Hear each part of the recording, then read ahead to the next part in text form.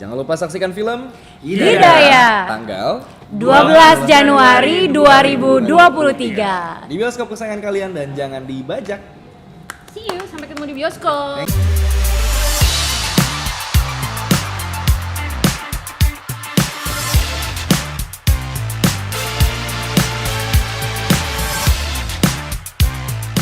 Halo, selamat datang di Bincang Bintang lagi bersama dengan para sahabat bintang dan tentunya artis-artis yang lagi hits. Kali ini kita ketemu bintang-bintang dari salah satu film horor yang akan rilis di bulan Januari itu, yaitu Hidayah. Hidayah. Horor lagi ya. Tampaknya Iya. setan sedang terdepan. Iya. Makin terdepan. Tampaknya hantu-hantu mulai narsis ya. Yes. Nah, kita boleh perkenalkan dulu diri masing-masing beserta dengan karakternya di film Hidayah ini, baru kita ngobrol lebih lanjut tentang kali ini setan apa sih yang mau ditampilkan. Oke. Halo. Aku siapa ya? Aku siapa ya kayak sinetron? Aku Fani, di sini aku sebagai Yanti perannya. Oke, aku Ajil Dito, aku berperan sebagai residivis. Namanya Bahri. Oke. Resi bener dong? Ya benar. Halo, aku Ridwan Kainan berperan sebagai Asep. Halo, aku Alif, aku berperan sebagai Hasan. Baik. Residivis atau ustadz sih?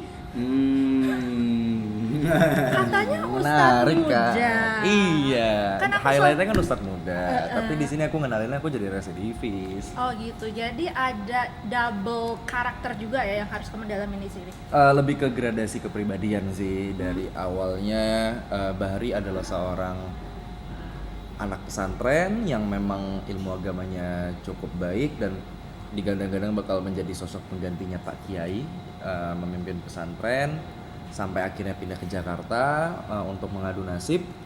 Tapi ternyata Bahri malah difitnah dan masuk penjara, serta dimana itu titik Bahri kecewa sama Allah.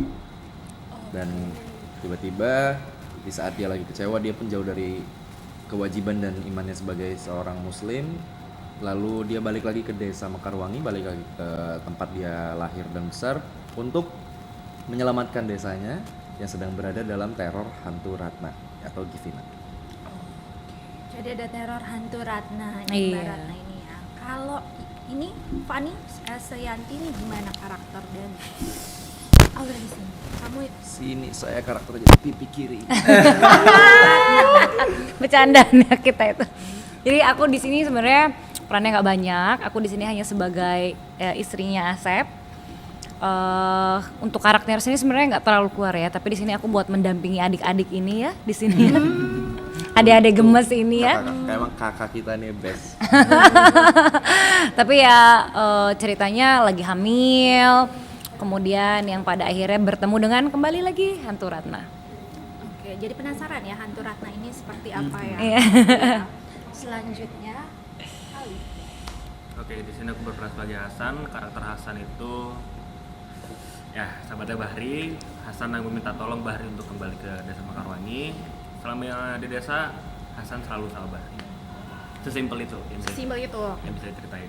Ekor lah ya. Ekor. Ekor ya. Ekor. Buntut terus. Butut. Di sini aku perannya sebagai Asep. Asep itu seorang preman kampung yang nyil, terus ngeselin gitu. Pokoknya urakan lah di kampungin. Suka bikin onar mungkin. Kalau pengen lebih lanjut nonton. Terus Asep ini salah satu muda yang tidak suka akan hadirnya kembali Bahri ke desa Mekarwangi. Oke, Bahri. Rasanya ini cukup Sorry, enggak maaf. kenapa Ini dia? bro. No, gue kirain kena wireless. Enggak, gua kan pedulian Kalau banget. preman tuh gitu ya, harus pakai kalung ya. Iya, Enggak, untuk nggak menguatkan sadar ini kemana. menguatkan Kalau stigma preman tuh sebagai cincinnya banyak. Aduh. Oh iya benar juga Anak ya. baik-baik emang nggak pakai cincin. Iya Tapi tuh. nggak pakai gelar juga ya. Tapi dia kukunya tajam. Kayaknya Ah. saingan sama Mbak Ratna. Iya.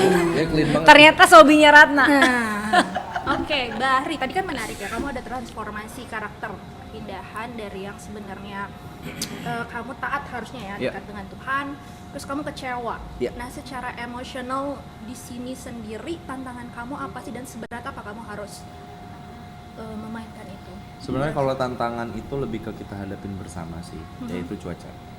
Oke. Cuaca syuting di Ciwidey itu kita harus berhadapan sama suhu 9 sampai 13 derajat setiap hari. Ya. Dan yang paling nyiksanya lagi adalah kita kan di situ menjadi akamsi ya. Jadi akamsi ya, anak kampung sini gitu. Yang emang warga lokal yang emang tinggal di sana yang memang pasti secara suhu badannya udah pasti menyesuaikan harusnya sama suhu di sana gitu kan. Dan kita cuma pakai kaos, cuma pakai Celana pendek ya, pakai kain, kebaya pakai gitu kebaya, ya. iya. Terus Givina juga cuma pakai daster panjang terusan gitu. Guanya cuma pakai celana jeans sama kaos, dia baju koko nih, kaos, celana jeans yang mana itu kan nggak ada backupnya sama sekali kan, nggak, kalau dingin tuh ya udah langsung nusuk ke tangan aja dan itu luar biasa dinginnya. Sedangkan gue waktu itu ada scene yang dimana itu pakai hujan-hujanan. Oke, tambah. Terus pakai blowernya segede banner, segede ini gede banget deh Besar pokoknya. sekali gitu Gede ya. banget deh. Blowernya gede banget, saking gedenya jadi blower Wah. karena gede banget. Kalau kecil berarti Itu gede banget tuh. Jadi Desah ya. jadi emang itu harus, dan itu terjadi beberapa kali, beberapa hari. Terus ada scene kuburan pakai hujan-hujanan juga dan itu di Kawah Putih, dinginnya luar biasa. Oke, itu cukup mengganggu konsentrasi nggak sih? Mengganggu cukup sih, sangat mengganggu konsentrasi sih, dan beku banget otak, udah nggak bisa mikir lagi. Jadi di otak tuh gue nggak tahu sih, Alif, Ridwan, Kavani ngerasain hal yang sama juga karena saking dinginnya kayak yuk take and action, cut, yuk balik udah gitu. Terus how did you deal with that?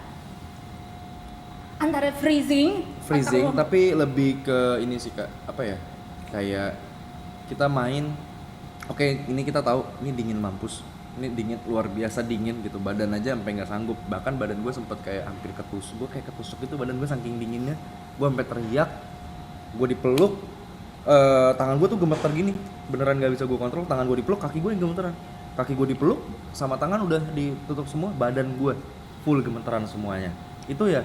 Tapi balik lagi ke apa ya, gue nyaman di lokasi, kita nyaman di lokasi, kita kompak satu sama lain, yang dimana dibalik rasa dinginnya kita, dibalik rasa kita beku, otak mau nggak tahu mau ngapain, tapi ada rasa dimana gue nggak mau ngecewain produksi ini, itu sih. Jadi yang emang ditekenin banget emang kekompakan dan rasa cinta yang kita kasih satu sama lain buat produksi kita ya. Tempatnya sendiri, kalau tadi kan bicara cuaca ya. Iya. Tempat sendiri pedesaan itu spooky nggak dan primitif banget nggak sih? I mean, benar-benar pelosok nggak sih yang kamu? Iya, secara sinyal mereka bagus, mereka juga. Kalau dari desanya memang, jadi ada satu rumah yang memang itu rumahnya memang sudah rumah tua, tapi memang dengan tangannya Bang Tepan sama Bang Angga itu memang mereka buat dengan lebih spooky lagi, lebih dark lagi. Tapi realnya emang spooky nggak? Gak sih, sebenarnya nggak se-spooky itu kok. Bahkan warga-warganya juga kita ngobrol, bahkan ada beberapa juga yang nonton dari balik kamera. Jadi nggak ada mistis-mistisnya or Ada experience something like tuh, that? ada banget, tapi ya nggak ngeganggu syuting Iya, iya. gitu. Nggak sampai kesurupan atau nyenggol Enggak. pemain nggak ya? enggak sih. Nakutin gue yang lagi BAB ada. Siapa yang BAB? Nggak tau, gue yang BAB, tapi gue nggak tahu siapa yang nakutin? itu. Iya, gue nakutin yang lagi BAB. Aduh. Oke, terus kalau Fanny sendiri gimana experience dan pengalaman dari syuting Hidayah ini? Yang pasti waktu pertama kali datang memang bener ya yang dibilang cuaca tuh menjadi penghalang juga dan tantangan buat mereka. Pertama kali datang tuh akhirnya aku nggak syuting karena ternyata hujan itu terus menerus yang akhirnya ngebuat mereka mau nggak mau harus memending beberapa scene gitu. Jadi sebenarnya untuk cuaca tuh ada tantangannya tersendiri sehingga bukan hanya buat aktornya aja ya, aku yakin buat semua lah, tim art, lighting, kamera, balik layar lah ya, dan Pak Sutradara sendiri pastinya Pak Monty juga pasti gimana caranya ya ini supaya bisa terrealisasi semuanya on time tepat waktu. Tapi ya balik lagi kalau ngomongin cuaca itu kan unpredictable gitu. Tolong dipromot apa sih, kayak kalian masing-masing sebutin 3 hal kenapa penonton di tengah banyaknya film horor nih, banyak banget pilihan horornya. 3 hal, 3 poin kenapa harus nonton Hidayah. Dari Giliran kayak dari gini. cewek. Oh dari cewek ya. Tuh kan, Kenapa? Pertama, ini bisa ngebawa lagi ingatan kita ke zaman dulu kita nonton film-film Hidayah atau FTV Hidayah pada masanya. Jadi buat kalian yang kangen dan rindu atau bahkan belum pernah nih, nggak pernah tahu gimana sih tuh FTV Hidayah kayak gimana, mungkin ini angkatan-angkatan muda gitu. Nah ini adalah momen kalian buat nonton menurut aku, itu pertama. Ini berarti horor banget ya bayangan gue kalau itu harus pakai kayak Hidayah gitu ya. Makanya tonton dong. Kamu awas nggak nonton loh, Val? Gue nonton. Oke, Iya, baik. Karena saya mau melihat dia di segmen horor. Oh, oke. Bukan cinta-cinta aja ya. Iya, kalau cinta-cinta emang dia menguasai banget, Aduh. natural banget gitu kan, gampang bikin baper gitu kan. Aslinya? As an ustad gue nggak tahu. Aslinya bikin Aslinya ilfil. asli bikin malu, ya. Bikin geleng-geleng kepala. Apa lagi selain bernostalgia dengan sinetron Hidayah? Iya, terus kedua sebenarnya karena ini pemain-pemainnya mungkin kalian juga jarang lihat di Fresh. iya fresh gitu ya. Kalian bisa lihat pemain-pemain yang memang baru gitu dan di sini berakting di konsep yang mungkinnya kalau kita sederhanakan konsepnya konsep lama tapi kan ini diperbaharui dengan yang sering kita bahas juga ya, production value-nya juga tinggi gitu, berbeda dari yang lainnya gitu. Itu kedua, pemain-pemain ya, dan ketiga ceritanya ini relate seharusnya sama banyak orang, tapi mungkin nggak obvious seperti itu. Cuma makna dan pesannya itu relate sama banyak orang. Karena kita kan kedekatan kita dengan Tuhan yang rasanya sangat personal gitu ya. Kita pun bisa sometimes ada satu sebab yang ngebuat kita jauh, tapi kemudian kita diingatkan kembali untuk balik lagi, belok lagi, lurus lagi. Itu kan kayaknya dekat banget untuk Ya tadi pesannya dari Dito apa pesan kami jangan coba-coba untuk sekutu dengan yang sesuatu lain. makhluk, iya, bersekutu dengan makhluk lain, hal-hal gaib. hal-hal Iya. gaib. Iya, iya Itu gitu tiga sih, tadi ya. 3 hal. Kalau dari Kamu? Dito, why? Ya, kalau tadi Kak Fani udah bilang yang lumayan lengkap, yang udah dijelaskan, di sini aku mau nambahin kata-kata yang bakal ditambahin sama Ridwan. Terus selanjutnya menambahkan. Karena PR nih 3 harus pada mikir loh. Iya. Karena kan gue nggak boleh tahu ya kita ya ceritanya spoiler. Jadi lo harus memberikan Iya. poin-poin. Ya udah, bercanda.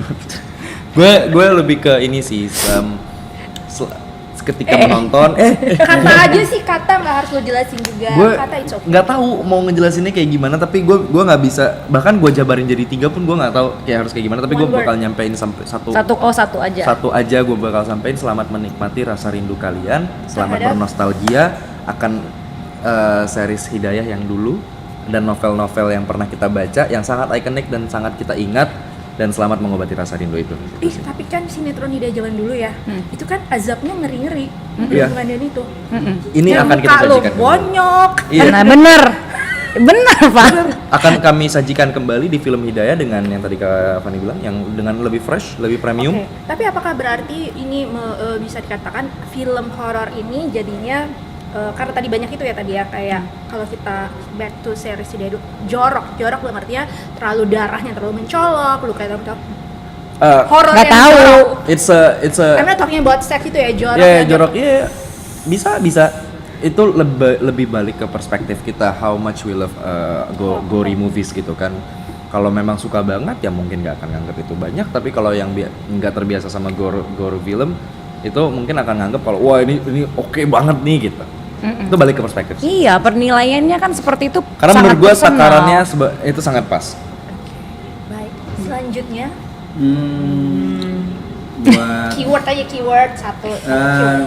bikin ingat sama Tuhan, Ih, oke loh. mikir kalau kita mau buat hal-hal yang dilarang oleh agama atau Tuhan, apapun agamanya, ini sangat relate Jadi atau bisa syarat masuk, bisa nilai ditonton. religi. Terus satu lagi Oke. mungkin perpaduan horor dan religi yang cukup oke lah. Baik. Iya, udah lama kan kita nggak Iya sih. nontonin drama religi yang ada horornya Iya. Iya. gitu. Jadi religi dengan mix. Ini udah semua kan? Iya.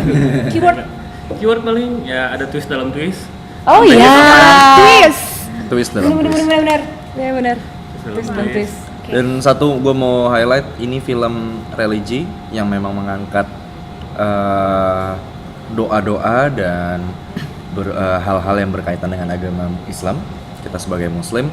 Tapi setelah premier film kemarin dan gue ngundang beberapa teman gue yang non Muslim, mereka sangat suka akan film Hidayah. Jadi ya semoga itu akan balik lagi ke kalian sebagai kalian para kawan-kawan dan sahabat-sahabat saudara non muslim juga semoga bisa menikmati film ini juga. Oke, silakan promo kapan mulai tayang di bioskop dan sebagainya. Jangan lupa saksikan film Hidayah. tanggal 12 Januari 2023. di bioskop kesayangan kalian dan jangan dibajak. See you, sampai ketemu di bioskop. Thank you. See you. Selamat menanti teror Mbak Ratna. Gimana?